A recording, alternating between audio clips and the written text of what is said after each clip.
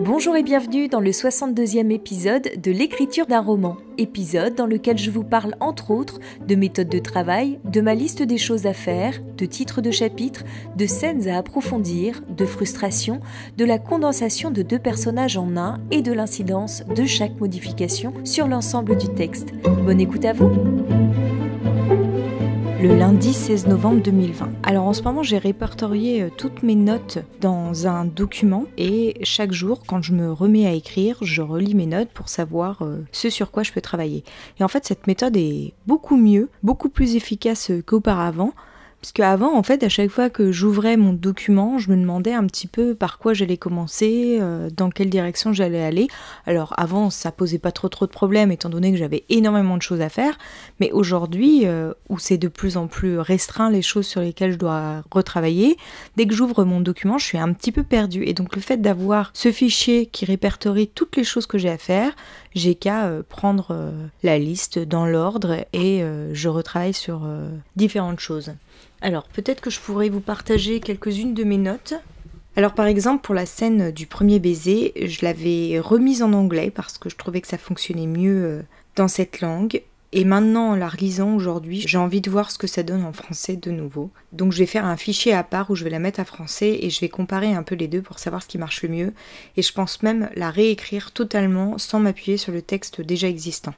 Parce que j'ai l'impression qu'elle est pas tip-top. Alors que c'est quand même une scène importante, c'est une scène qu'on attend, c'est un petit peu dommage de la gâcher. Ensuite, je me demande si je ne dois pas faire de 2 personnages plus qu'un seul personnage, parce que je parle d'une femme au début du texte qui ne reviendra plus ou très peu ou de manière très sporadique dans le récit, et à la fin de mon roman, on découvre une autre femme qui n'est jamais apparue dans le corps du récit. Ça fait un petit peu bizarre, ces 2 femmes qui sont des personnages totalement secondaires et qu'on ne voit qu'une fois dans le cours du roman. Donc je me demande si je ne pourrais pas n'en faire plus qu'un personnage. Donc je suis en train de réfléchir à ça, il y a peut-être des choses qui peuvent marcher, j'ai peur qu'il y ait des petits trucs qui fonctionnent pas bien, mais ça pourrait peut-être le faire. Et ça me permettrait de condenser mon texte. Et puis ensuite, il y a 2 scènes qui arrivent l'une derrière l'autre, qui se ressemblent un peu. Alors ça parle pas de la même chose, mais c'est un peu des contextes similaires. Et en fait, ces 2 scènes se suivent et se ressemblent beaucoup. Et j'ai peur que ça ne fonctionne pas bien du coup dans l'ordre dans lequel je les ai mises. Ça, c'est par rapport à mes changements de place de scène que j'ai fait assez récemment. J'ai toujours pas relu ce gros bloc pour savoir si ça fonctionnait, parce que j'aimerais pouvoir le relire quand je le relirai tout mon texte. Mais avant de relire tout mon texte, j'aimerais travailler sur toutes les petites choses qu'il y a à travailler pour que quand je le relis, je ne sois que dans une phase de relecture, sans faire la moindre correction. Quitte à prendre des notes à côté pour noter tout ce qui va pas, tout ce qui est à retravailler. J'ai pas mal retravaillé dernièrement aussi sur mes scénettes de Gotulle, en y ajoutant des petites choses qui n'existaient pas auparavant. Maintenant, elles fonctionnent un peu mieux et elles me plaisent beaucoup plus surtout comme ça, donc c'est le plus important. Je continue sur mes notes. Il faut que je relise tout un bloc qui fait partie un peu du même bloc que j'ai déjà retravaillé. En fait, c'est toujours le même bloc qui me pose problème depuis quelques temps déjà. C'est à partir de leur retour à Narayanpur, ça fonctionne plus très bien.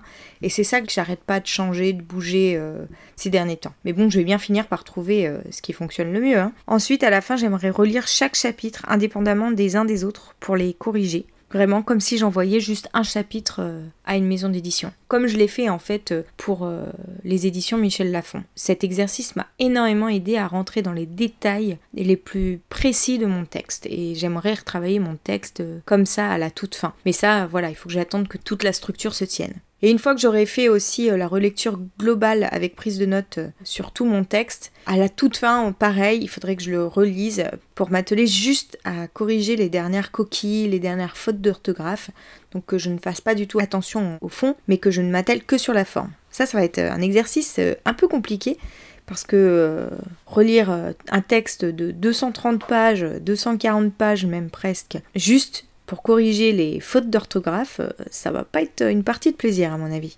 Il y a aussi une chose qu'il faudrait que je comprenne mieux, c'est chez mon personnage principal, qui est assez omniprésent et on comprend pas bien pourquoi elle est comme ça. Il y a une scène qu'il faut que je réécrive totalement, qui est la scène du marché traditionnel, en m'inspirant des photos, qui est vraiment, pour l'instant, très mal écrite. Il y a un passage qu'il faudrait que je nuance plus, Voilà, et après je prends des petites notes sur différentes scènes, ce sur quoi il faut que je travaille plus en détail dans telle ou telle scène.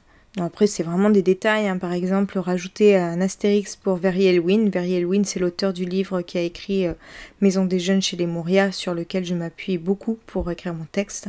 Il faut que je trouve un titre au chapitre 11, 18, 20 et 22. Parce que oui, maintenant mes chapitres ont des titres, alors pas encore tous, ce sont des petites phrases que j'ai tirées du corps du texte, sans qu'elles en disent trop, et plutôt en mode poésie.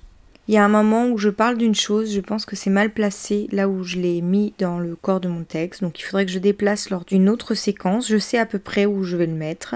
Voilà en gros les petites choses que j'ai à faire. J'en ai déjà fait pas mal là depuis un petit moment, donc je vais continuer dans cette direction. Là aujourd'hui, du coup, j'ai beaucoup travaillé sur la scène du premier baiser, en reprenant mon fichier des intentions de mes personnages pour bien comprendre ce qui se passait à l'intérieur d'eux, parce que je me suis rendu compte que la scène n'était pas très claire par rapport au ressenti d'Olivia. On ne sait pas trop ce qu'elle veut, on ne sait pas trop où elle va, même moi je ne sais pas trop où elle en est. Et du coup, c'est un petit peu agaçant comment elle se positionne dans cette scène. Et donc, j'avais envie de changer ça. En essayant de comprendre un petit peu pourquoi cette scène ne me plaisait pas, c'est ce qui est ressorti de ma réflexion. Donc, c'est là-dessus que j'ai pas mal travaillé en fin de séance. Et c'est là-dessus que je reprendrai demain parce que j'ai dû m'arrêter en cours de route. En ce moment, je suis un peu frustrée de la longueur de mes séances. Parce que comme elles sont beaucoup moins longues qu'au mois d'août, j'ai l'impression d'avancer avec une lenteur accablante. Et en même temps, je peux pas faire beaucoup mieux que ce que je fais aujourd'hui parce que, en effet, je suis obligée de partager mon temps entre plusieurs activités. Alors heureusement, quelque part, que c'est le confinement en ce moment parce que du coup, mes autres activités sont un peu en stand-by, voire au ralenti. Mais je ne peux pas non plus consacrer tout mon temps à l'écriture. À chaque fois que je m'arrête dans ma séance, parce qu'il est l'heure, je suis assez frustrée parce que j'aurais bien continué un peu plus longtemps. Mais le plus frustrant dans tout ça, c'est pas tant le fait d'arrêter ma séance en plein élan, c'est le fait de voir à quel point les choses évoluent lentement. Elles évoluent beaucoup moins vite que lorsque j'étais au mois d'août et que je me consacrais à 100% à mon texte. Le mercredi 18 novembre 2020. Là aujourd'hui, j'ai retravaillé la fin de la scène du premier baiser, sur laquelle je travaille depuis quelques jours, depuis 3 jours maintenant. Je suis arrivée au bout, j'ai remis les dialogues en français, puisque je les avais précédemment remis en anglais parce que je trouvais que ça fonctionnait pas bien en français. Là, je suis encore revenue au français. Je verrai lors de ma prochaine relecture si ça fonctionne bien dans le corps du texte comme ça. En tous les cas, moi, ça me convient mieux. Et là, je suis en train de condenser 2 personnages en un. Donc, je suis en train de voir si ça fonctionne.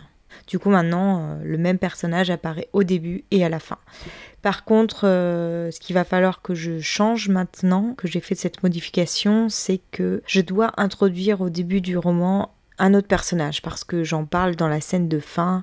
Il a quand même son importance, lui je ne peux pas l'enlever, mais c'est la première fois qu'il apparaît dans tout le roman, donc ça fait un petit peu bizarre de le voir à ce moment-là. Donc je vais devoir l'ajouter dans 2 autres scènes.